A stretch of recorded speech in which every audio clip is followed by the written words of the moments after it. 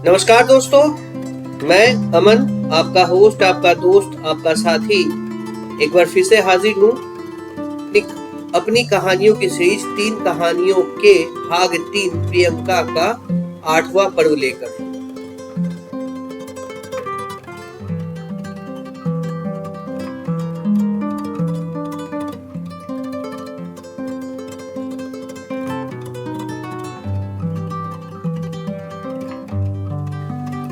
अब तक आपने सुना, रॉनी प्रियंका से मिलने के लिए अस्पताल जाता है। वहां उसे देखकर प्रियंका पहली बार टूटती है।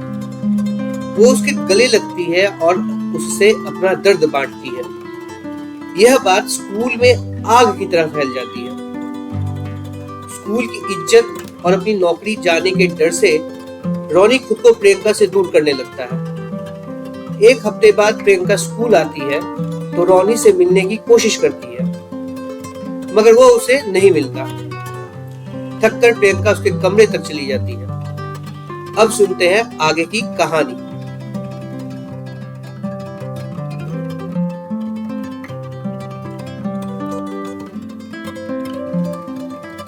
आज पहली बार मुझे किसी लड़की से डर लग रहा था, वो भी एक ऐसी लड़की से जिसे मैं ढंग से जानता भी नहीं था,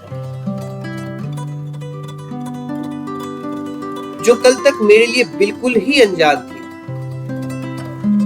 जिससे मैंने कभी सही से बात तक नहीं की। वो मेरे लिए इतनी गंभीर कैसे हो सकती है? ना तो मैं इतना हैंडसम हूं कि उसने मुझे देखा और मेरे प्यार में गिर गई, और ना ही मैं उससे ज्यादा पढ़ा लिखा ही हूं। तो फिर वो ऐसा क्यों कर रही है? लगता है मेरा उससे मिलने जाना ही गलत हो गया। मुझे अपने दिल की माननी ही नहीं चाहिए थी। ये कमबख्त हमेशा मुझे फंसा देता है। कितनी मुश्किल से तो ये नौकरी मिली है। अगर किसी बदनामी के कारण ये चली गई तो क्या होगा? नौकरी तो अलग बात है, बच्चों के सामने मेरा चरित्र कैसा रह जाएगा?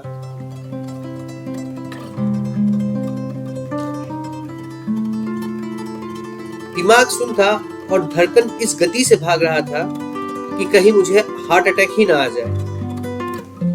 मुझे डर लग रहा था कि कहीं वो मुझे ढूंढते हुए घर तक न चली आए, पर ऐसा कुछ हुआ नहीं।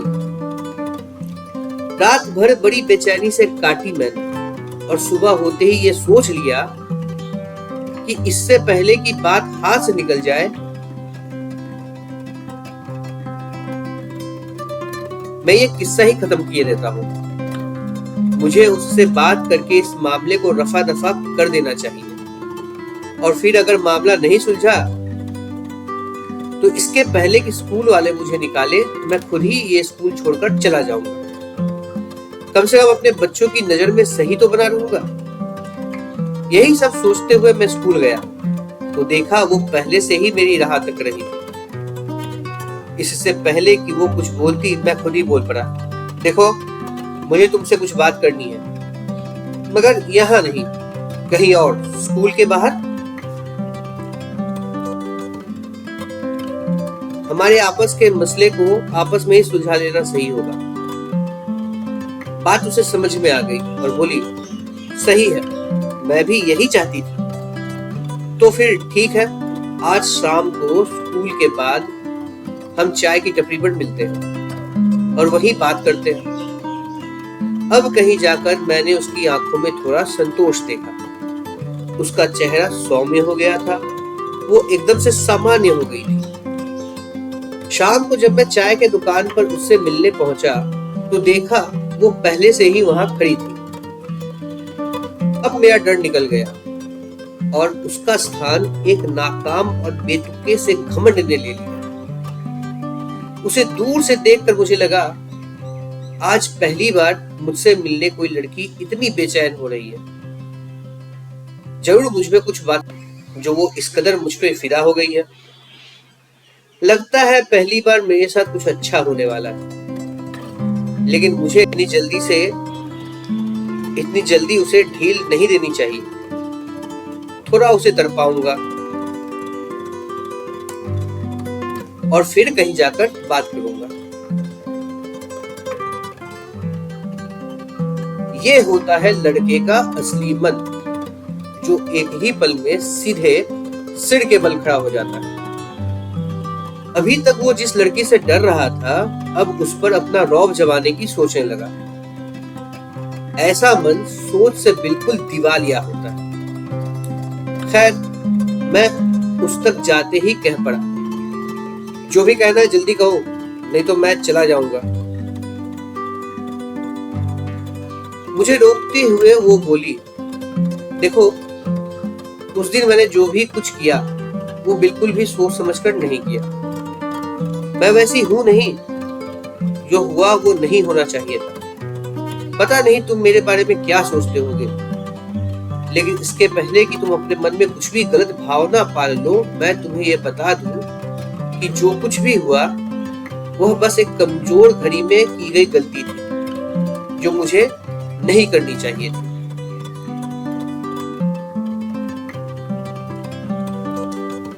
मैं उसके लिए तुमसे माफी मांगना चाहती हूँ और साथ ही ये भी साफ कर देना चाहती हूँ कि तुम भी उस बात को भूल जाओ और इसके बारे में किसी को भी मत बता दो।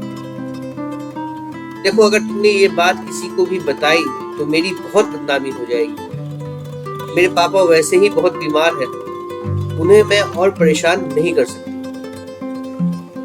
ये सब सुनकर मैं तो जैसे एकदम से जमीन पर आ गिरा। मुझे लगा कि जिन सभी बातों से मैं डर रहा था, वो भी इन सभी बातों से डर रही थी। मन को शांत करते हुए मैंने उससे कहा कि सच कहूं तो मुझे भी यही बातें तुमसे करनी थी, मगर कैसे कहूं कुछ समझ नहीं आ रहा था। अब जब दोनों के अंदर एक ही बात को लेकर बेचैनी थी और वो साफ हो चुकी है, तो हम इस बात को यहीं रफा दफा कर देते हैं। मगर ये बात स्कूल के ट्रेनर को पता चल चुकी है और इसमें मेरा कोई हाथ नहीं है, ये मैं तुम्हें पहले से बता देता हूँ।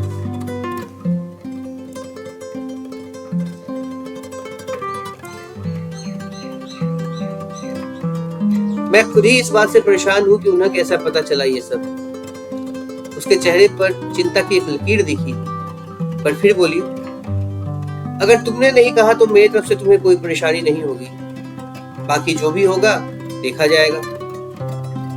मेरे मन से एक बोझ उतर गया और उसका भी डर निकल गया। सोचा अब तो कोई खास बात नहीं होने वाली, कल से सब कुछ नॉर्मल हो जाएगा।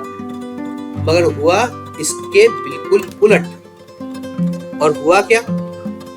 हुआ ये कि अगले दिन से हम एक दूसरे से बचने की जगह और ज्यादा बातें करने लगे, हंसने लगे, संग में लंच करने लगे। जबकि उस दिन हमने ये सोचा था कि अब हम फिर से इग्नोर करेंगे, मिलेंगे नहीं, बातें नहीं करेंगे, दूसरों की नजरों में नहीं आएंगे।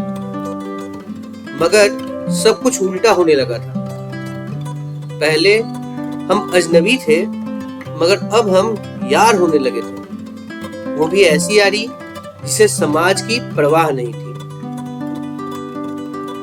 अब मेरा दिमाग मुझे रोक नहीं रहा था, मेरा मन मुझे डरा नहीं रहा था, धिक्कार नहीं रहा था। पता नहीं उन्हें क्या हो गया था। दोनों ने ही अपने हाथ खड़े कर लिए थे और जैसे कह रहे हो, जिसने ठान ही लिया है कि उसे कुएं में कूदना है, उसे रोक कर भी क्या ही हो जाएगा।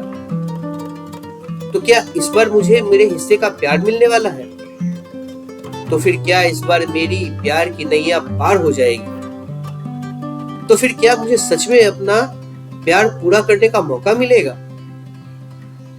मजे की बात यह रही कि इस बार मैंने कोई भी कदम नहीं उठाया, बल्कि हर सीमा उसी ने लांघी। दोस्ती भी उसी ने शुरू की, प्यार के इजहार भी उसी ने किया, जिसे अंग्रेजी में कहते हैं ना प्रपोज करना, वो भी उसी ने किया।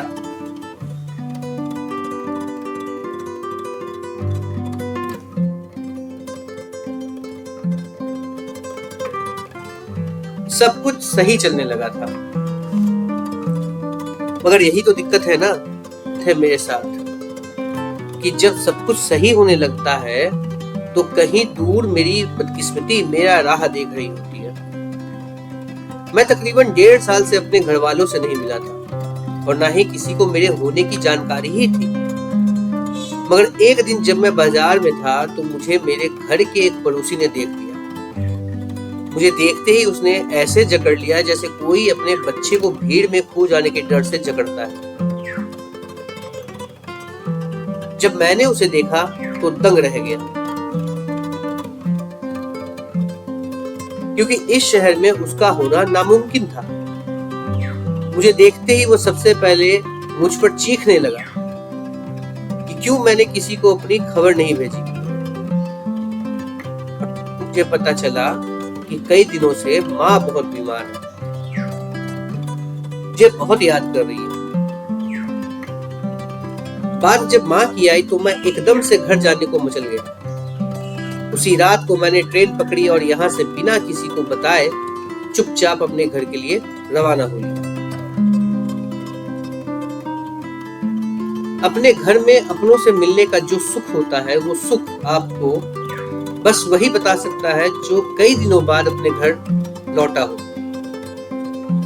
1.5 साल बाद माँ को देखा तो लगा कि जैसे मैं किसी और औरत को देख रहा हूँ। माँ बिल्कुल काली पड़ गई थी, खाना पीना सब छोड़ चुकी थी, ना कहीं आना और ना ही कहीं जाना। उसने तो 1 साल से किसी से बात तक नहीं की थी और इसी वजह से उन्होंने बिस्तर पकड़ लिया था। भैया भी उसे लेकर काफी परेशान थे। उनका भी स्वास्थ्य कुछ सही नहीं था। घर में सब कुछ बिल्कुल सूना सूना था। बस एक ही अच्छी बात हुई थी कि मुझे एक भतीजी हुई थी जो कि अभी 6 महीने की थी। माँ से मिलकर और अपने शहर आकर मैं खुश था, इतना खुश कि मैं स्कूल और प्रियंका के बारे में पूरी तरह से भूल ही चुका था।